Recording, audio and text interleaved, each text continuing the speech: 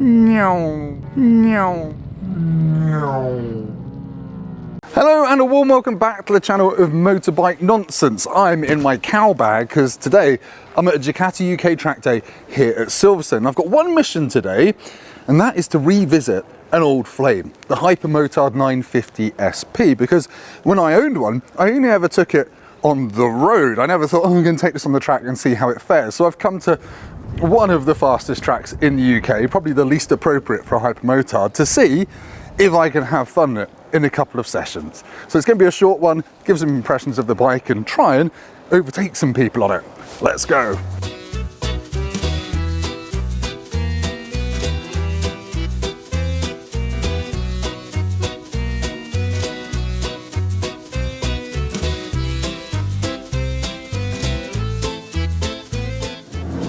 I used to have one of these and I miss it. So here is a slightly different colour scheme to when I owned it, and a bit more money as well. It's now a £16,000 motorbike, 114 horsepower, 96 newton meters of torque, and 176 kilos, drier than my sense of humour.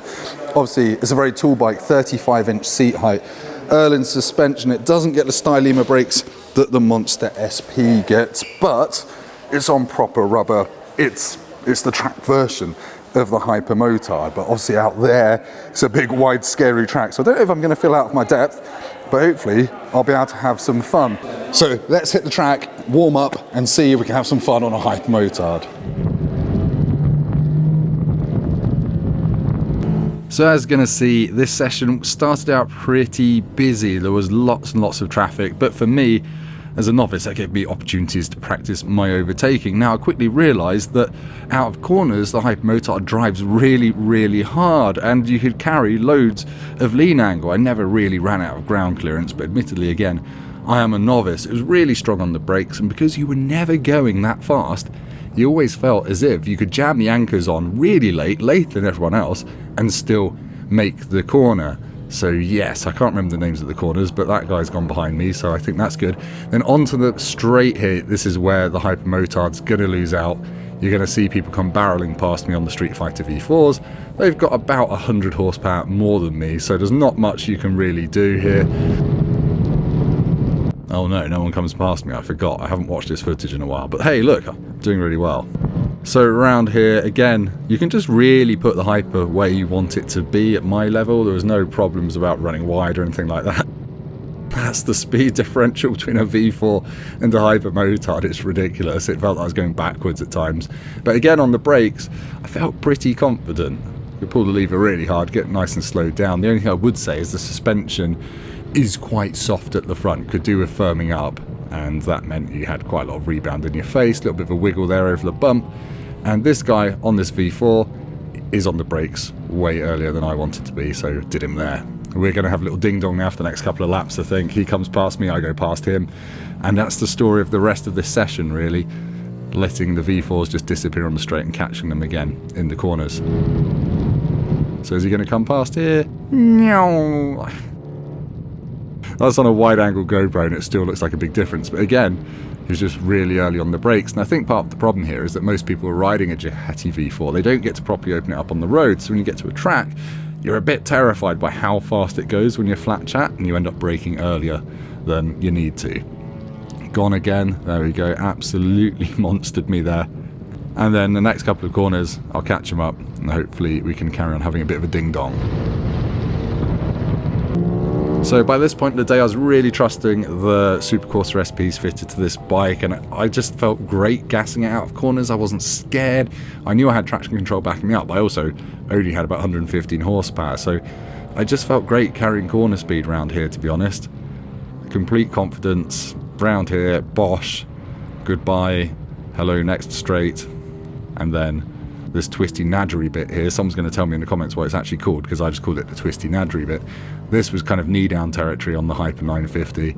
It felt great.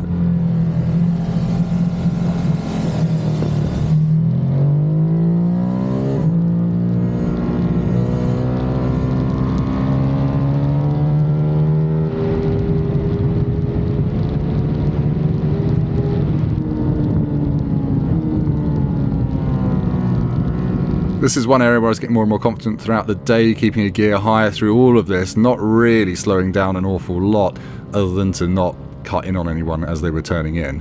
Track day rules, yo, but you could easily nip past a couple of people before the turn-in point, so I think it really held up. This was probably the point where my confidence levels on this bike were getting higher than I expected, and I probably should have gone up to inters, but sadly the day ended a little bit early. Knee down round there.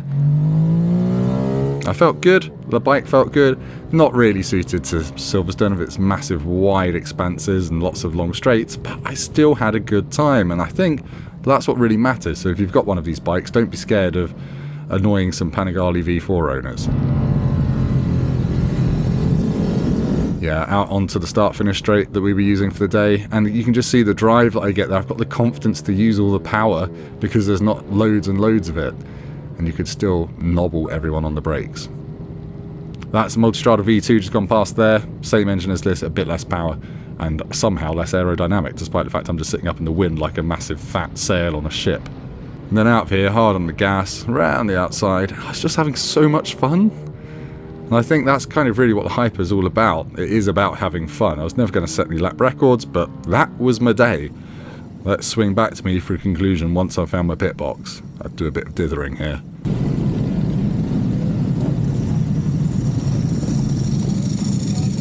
Right, that's the end of my day here at Silverstone on the Hypermotard 950 SP Resplendent and its beautiful facelift paint scheme. And it's been a surprisingly competent bike. Now, negatives are you've got a lot of front suspension travel, so when you're hard on the brakes, you're diving and it's bouncing back up. So you need to get the bike really settled before the corner.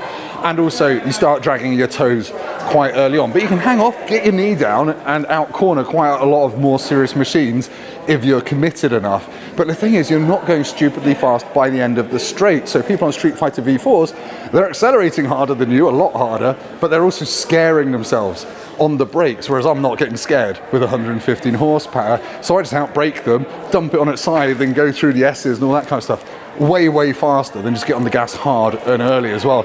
So I've been really impressed by it as a track bike, despite the fact Silverstone is not an ideal track for this bike, given how fast and wide it is here, but miles per mile, it's still a winner, and I kind of regret selling mine. But anyway, thank you for watching. If this video has been entertaining or helpful, give us a like, go down to the comments, leave me the Italian word for toe sliders, and subscribe to the channel, and I'll see you next time. Goodbye.